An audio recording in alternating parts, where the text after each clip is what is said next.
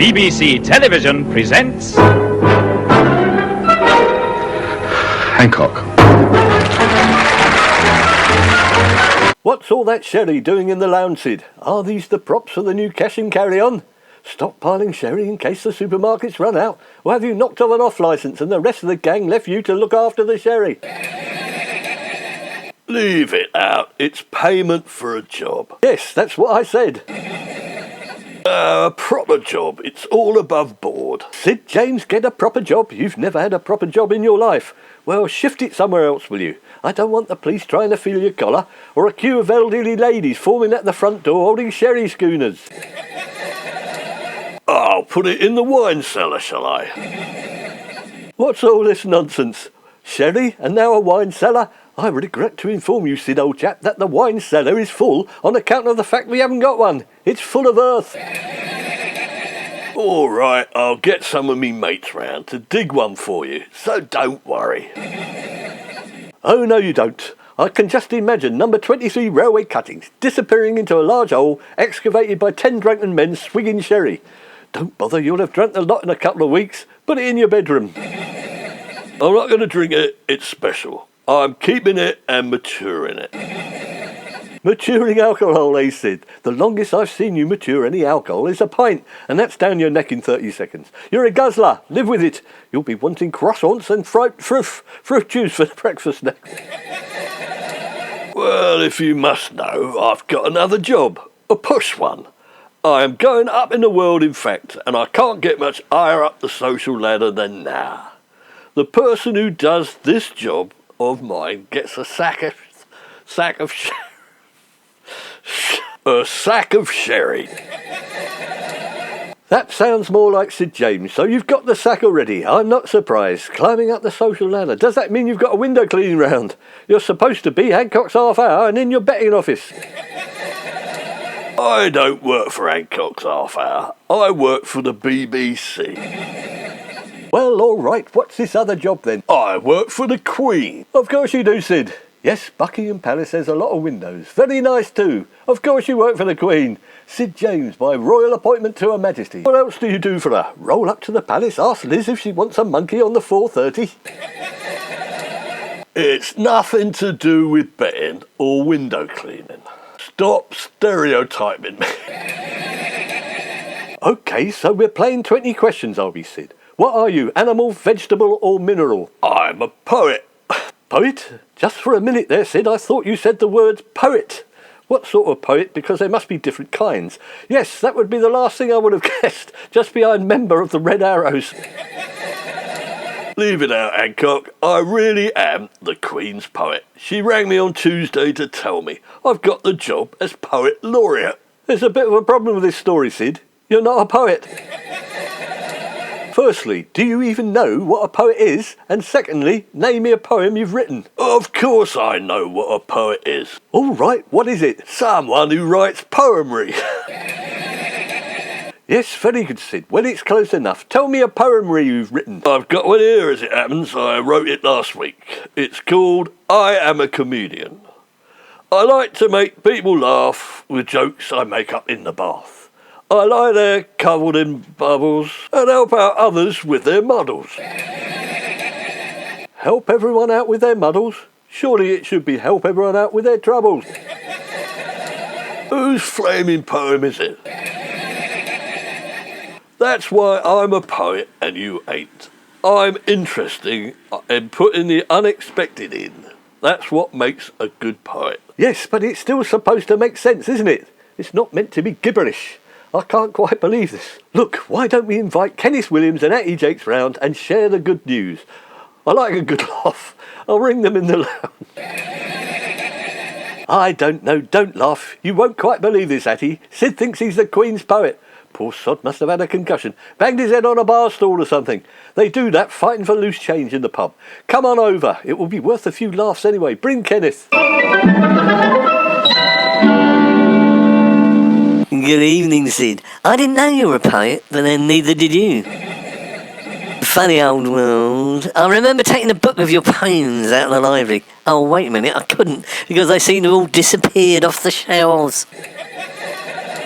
If you've come all this way just to take the mickey, you can forget it. I thought you'd come for a poetry reading. Yes, we have, Sid. Whose poetry are we going to read? Oh, I'm sorry. I'm sure you're very good. Not you as well, eh? We're going to read my poetry, of course. Come on now, Sid. This is a good joke, but it's gone far enough. How long have you been writing poetry? I started a couple of weeks ago, as a matter of fact. I'm a natural, apparently. Gifted, the Queen said. Right, let's just have a recap here. So the Queen took one look at your poems and made you the new Poet Laureate instead of throwing them in the waste paper basket like the rest of us would. Or did she miss the waste paper basket and some flunky picked them up by mistake and the rest is history? That's a load of pony, and you know it, because I'm a good poet. I sent Her Majesty some verses by email, and Her Royal Highness was kind enough to reply and give me her candid opinion and royal seal of approval. OK, well, that's a good poem. The joke's over. Let's all go down to East Cheam Arms and read some beer mats. They've got some new ones in with Brexit jokes on them. Right, if you don't believe me, here's one.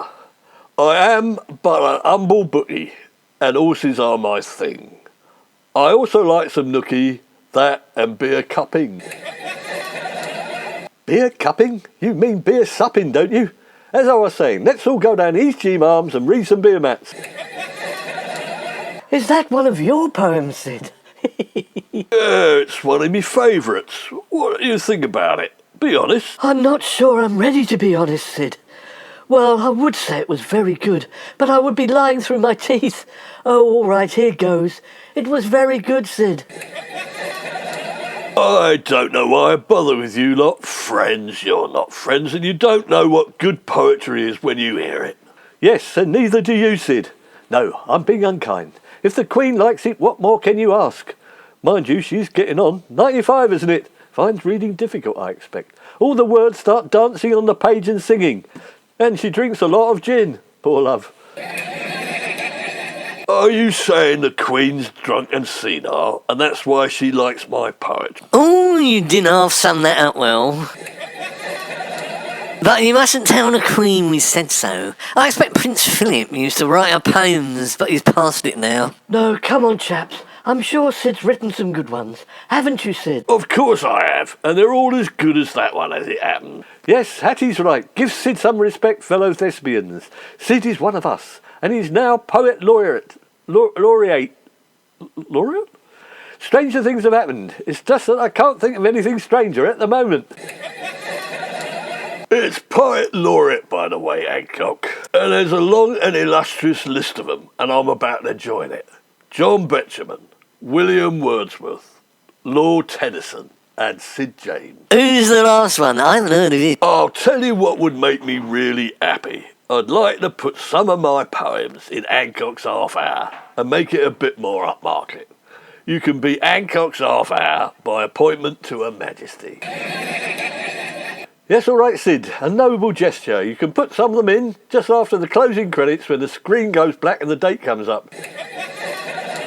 That's it. I've had enough of this ridicule. I'm going upstairs to my study to write some more poetry. Oh, you've got a study, have you, Sid?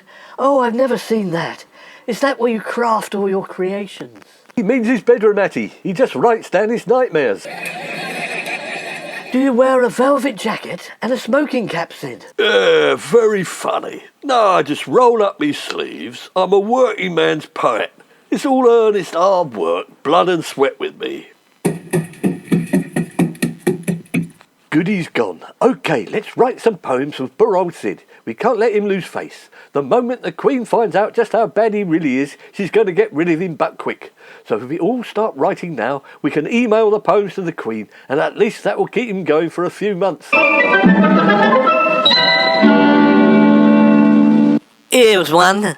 What about this then? I'll call it On Wimbledon's Fair Common. I strode upon Wimbledon Common one day when I chanced to see in the wood one of my friends Don. And I said, come on. And he said, ooh, I wish I could. I've got to go home for tea. And then it goes on a bit. Yes, that's very good, Kenneth. You should have applied for the job of Poet Laureate yourself. I would have if I'd known about it. I'd have done a much better job than him. He's so vulgar. It's not his fault he's got no breeding, like what I have.